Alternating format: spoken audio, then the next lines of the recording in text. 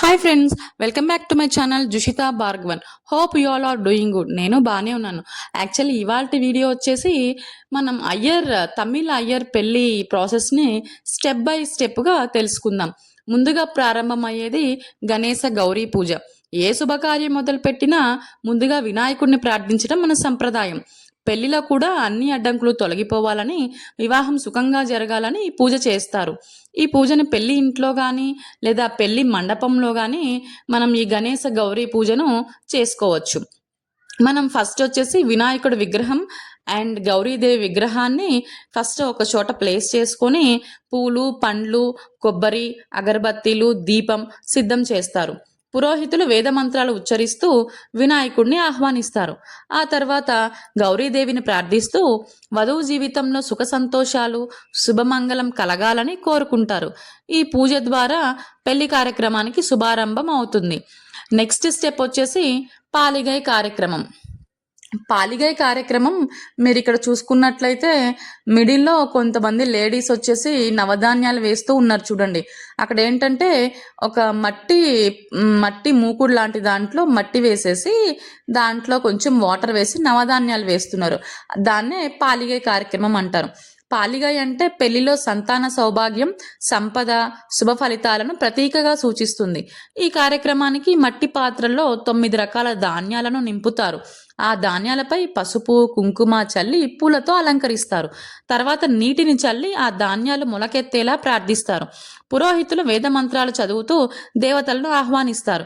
ఈ సమయంలో ఇంట్లో ఉన్న మహిళలు మంగళ గీతాలు పాడుతూ పూజలో పాల్గొంటారు. పాలిగే మొలకలు వధూవరుల జీవితంలో పెరుగుదల, సుఖ సంతోషాలు, శాంతిని సూచిస్తాయి. ఈ మొలకలు పెళ్లి పూర్తయ్యే వరకు శ్రద్ధగా సంరక్షిస్తారు. పెళ్లి ముగిసిన తర్వాత ఈ మొలకలను నీటిలో వదిలి ప్రకృతికి అర్పిస్తారు. సో ఇది పాలిగే కార్యక్రమం. నెక్స్ట్ ప్రాసెస్ వచ్చేసి మా పిల్లై మర్యాద. మీరు ఇక్కడ చూసుకుంటే లాస్ట్ పెళ్లి కొడుకు ఉన్నాడు చూడండి, అతనికి ఇప్పుడు మర్యాద చేస్తున్నారు. ఈ కార్యక్రమం ద్వారా వరుడికి గౌరవం, మర్యాద చూపిస్తారు. పెళ్లి మండపానికి వరుడు వచ్చిన వెంటనే వధువు వారి కుటుంబ సభ్యులు అతని ఆప్యాయంగా స్వాగతిస్తారు. ముందుగా వరుడికి పాద పూజ చేస్తారు. నీటితో పాదాలు కడిగి పసుపు, కుంకుమ పూస్తారు. తర్వాత దీపం చూపించి ఆరతిస్తారు. ఈ సమయంలో వరుడిని శ్రీమన్నారాయణ స్వరూపంగా భావించి పూజిస్తారు. ఆ తర్వాత వధువారి తల్లిదండ్రులు వరుడికి వస్త్రాలు, పండ్లు, తీపి పదార్థాలు సమర్పిస్తారు. ఇది వధువారి ఇంటి నుండి వరుడికి ఇచ్చే గౌరవ సూచకం. ఈ ఆచారంలో పెద్దలు ఆశీర్వాదాలు ఇస్తారు. సో దీన్నే మనం మా పిల్లై మర్యాద అంటారు. సో నెక్స్ట్ స్టెప్ వచ్చేసి కాశీయాత్ర. ఈ కార్యక్రమం పెళ్లి ప్రారంభానికి ముందు నిర్వహిస్తారు. కాశీయాత్రలో వరుడు ఇక కుటుంబ జీవితం వద్దు అని సన్యాస మార్గాన్ని ఎంచుకొని కాశీకి వెళ్తానని నటిస్తాడు. ఈ సమయంలో వరుడి చేతిలో గొడుగు, కమండలం, పుస్తకాలు పట్టుకొని సన్యాసిలా తయారవుతాడు. ఇది చూసి వధువారి తల్లి, తండ్రి వెంటనే వచ్చి వరుడిని ఆపుతారు. ఆయన, మీరు సన్యాసం చేయకండి, గృహస్థ జీవితం కూడా మహత్తరమైన ధర్మమే అని వరుడికి వివరిస్తారు. తన కుమార్తెను వివాహం చేసుకుని కుటుంబ బాధ్యతలు తీసుకోవాలని వినయంగా కోరుతారు. ఈ సమయంలో సరదా మాటలు, నవ్వులు, ఆనందం అన్నీ ఉంటాయి. సో ఇది వచ్చేసి కాశీయాత్ర. మనకి కాశీయాత్ర తర్వాత పోని వరవేర్పు అంటే ఆ అమ్మాయిని మనం తీసుకొని వస్తున్నాం. సో ఇప్పుడు అల్లుడు గారు వచ్చేసారు కదా, అలిగి వెళ్ళిపోయాడు కాశీయాత్రకి.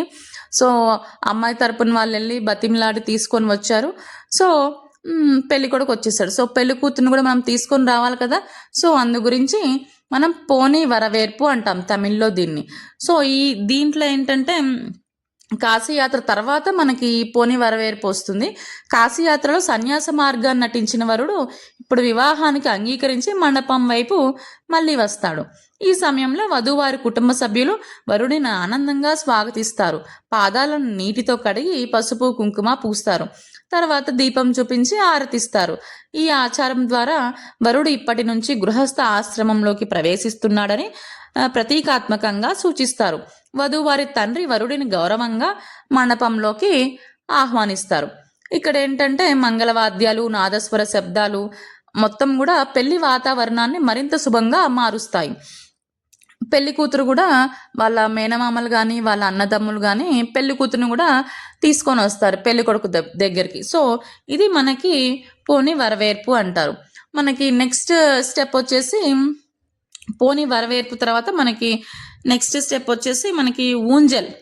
ఊంజల్ అంటే మీకు తెలుసు కదా, ఉయ్యాల అంటాం మనం తెలుగులో అయితే. ఉయ్యాల అంటాం కదా, దట్ ఈస్ కాల్డ్ ఊంజల్. సో మనకి ఊంజల్ కన్నా ముందు ఇంకొక ప్రాసెస్ ఉంది, దాన్నే మాల మాతలు అంటారు. అంటే మాలలు ఒకళ్ళకొకళ్ళు మార్చుకోవడం. తమిళ అయ్యర్ పెళ్లి సంప్రదాయాల్లో ఆనందం సరదా నిండిన ఆచారం మాల మాతల్. ఈ కార్యక్రమం వివాహం సమయంలో వేదికపై జరుగుతుంది. ఈ ఆచారంలో వధూవరులు ఒకరికొకరు పూలమాల వేయడానికి ప్రయత్నిస్తారు. కొన్నిసార్లు వారిని పైకి ఎత్తి లేదా మాల దూరం పెట్టి సరదాగా ఆటలాగా చేస్తారు.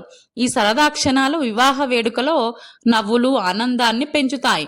మాలమాతల్ వధూవరుల మధ్య అవగాహన ఆత్మీయత ప్రారంభమయ్యే సంకేతం.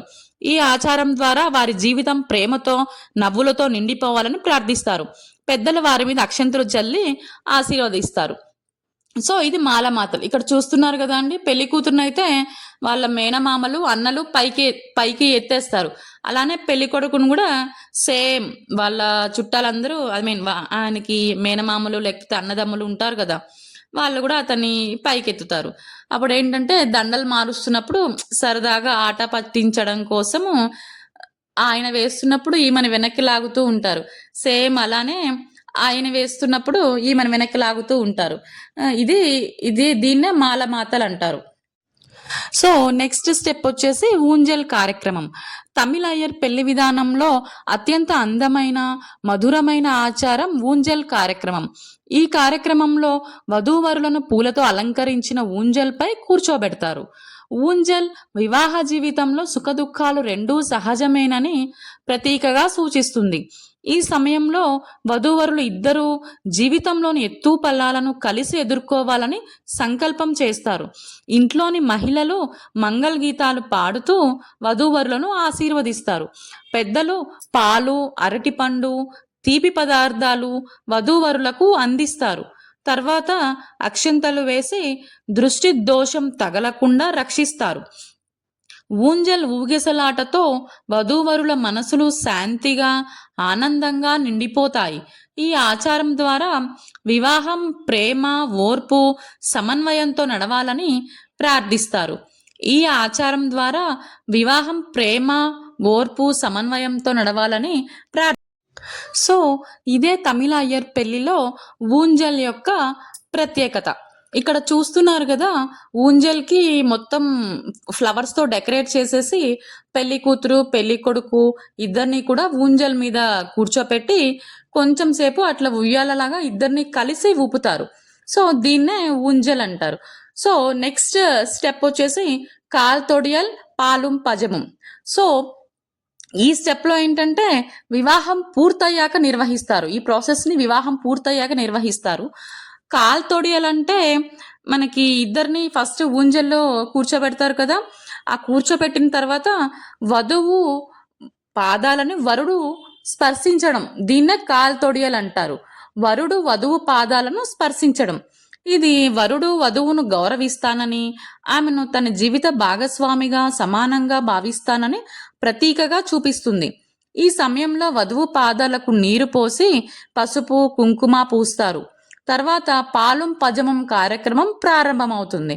ఇందులో పాలు మరియు అరటి పండును కలిపి వధూవరులకు అందిస్తారు. వధూవరులు ఒకరికొకరు పాలుం పజమం తినిపిస్తారు.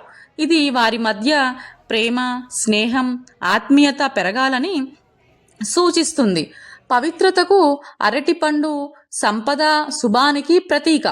ఈ ఆచారం ద్వారా వధూవరుల జీవితం మాధుర్యంగా సుఖ సంతోషాలతో నిండిపోవాలని ప్రార్థిస్తారు. ఇదే తమిళ అయ్యర్ పెళ్లిలో కాల్ తొడియల్ పాలుం పజమం కార్యక్రమం యొక్క ప్రాముఖ్యత.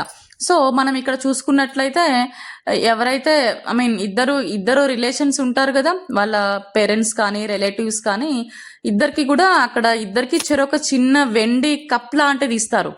సో ఆ వెండి కప్లో ఏంటంటే మిల్క్ అండ్ బనానా మిక్స్చర్ రెండు కూడా కొంచెం మిక్స్ చేసేస్తారు, మిల్క్ అండ్ బనానాని. దాన్ని స్పూన్తో ఒక్కొక్కరికి 3 టైమ్స్ వేస్తూ ఉంటారు. దాన్ని వాళ్ళు అట్లా స్వీకరించడం వల్ల వాళ్ళ లైఫ్ కూడా అంతే, ఎలాగైతే పాలు అరటిపండు కలిసిపోయి మాధుర్యంగా తయారవుతుందో వాళ్ళ జీవితం కూడా అంతే మాధుర్యంగా ఉంటుందనేసి ఒక నమ్మకం. ఇంకా నెక్స్ట్ స్టెప్ వచ్చేసి ఉండల్ సూతల్.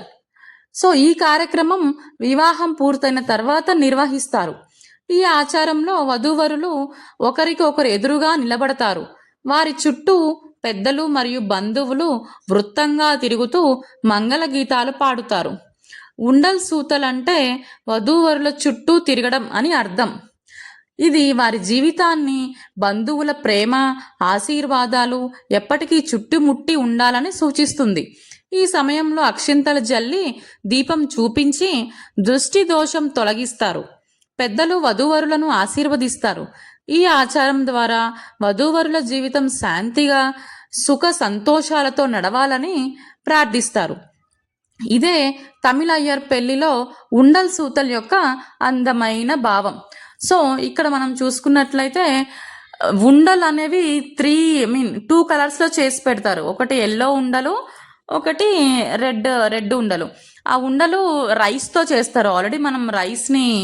మనం ఆల్రెడీ ఉడికించేసుకొని ఆ రైస్లో కొంత రైస్లోనేమో కుంకుమ కలుపుతారు, కొంత రైస్లో వచ్చేసి ఎల్లో కలర్ కలిపేస్తారు. అప్పుడు ఒకటి ఎల్లో కలర్ వస్తుంది, ఒకటి రెడ్ కలర్ వస్తుంది కదా. దాన్ని చిన్న చిన్న రౌండ్ బాల్స్ లాగా తయారు చేసుకొని పెట్టేసుకుంటారు. ఆ బాల్స్ అందరూ కూడా ముత్తైదువులందరూ ఇట్లా వాళ్ళకి దిష్టి తీసేసి వెనక్కి వేయడము, ఇట్లా సైడ్స్కి అన్ని దిక్కులా వేస్తూ ఉంటారు. అంటే ఏ సైడ్ నుండి వాళ్ళకి దిష్టి అనేది తగలద్దు అనేసి అట్లా వాళ్ళకి ఉండలతోటి దిష్టి తీసేస్తారు. ఇంకా రైస్ కొంత పొడి అన్నం పెట్టేసుకొని దాంతో కూడా అందరూ కలిసి, పెద్దవాళ్ళందరూ కలిసి వాళ్ళిద్దరికి దిష్టి తీసేస్తారు. సో దీనివల్ల ఏంటంటే వాళ్ళకి ఎటువంటి దిష్టి ఉన్నా కానీ, పెళ్ళి అంటే మంచిగా రెడీ అవుతూ ఉంటారు కదా. సో అలా రెడీ అయినప్పుడు వాళ్ళకి ఎటువంటి దిష్టి కూడా తగలకూడదు అనేసి వాళ్ళకి దిష్టి తీస్తారు. దాని తర్వాత దిష్టి తీసినాక ఇద్దరికి కూడా పెళ్లి బట్టలు పెడతారు. ఇప్పటి వరకు పెళ్ళి ఇంకా స్టార్ట్ అవ్వలేదు. ఇవన్నీ పెళ్ళికి ముందు జరిగే తంతువులు మాత్రమే. సో ఇప్పుడు వాళ్ళకి పెళ్లి బట్టలు పెట్టేసి వాళ్ళ చుట్టూ కూడా 5 ముత్తైదులు ప్రదక్షిణం చేస్తారు. 5 కూడా ఒకళ్ళు వచ్చేసి చెంబుతో వాటర్ పట్టుకుంటారు, ఒకళ్ళు వచ్చేసేసేమో దీపము, ఒకరు వచ్చేసేసి కోన్ షేప్లో దాన్ని మనం గోపురం అంటాం మనం తెలుగులో అయితే. అంటే గోపురం అంటే పవిత్రతకి చిహ్నం కాబట్టి అట్లా 2 గోపురాలు తాంబూలంతో పాటు ఒకరు పట్టుకుంటారు.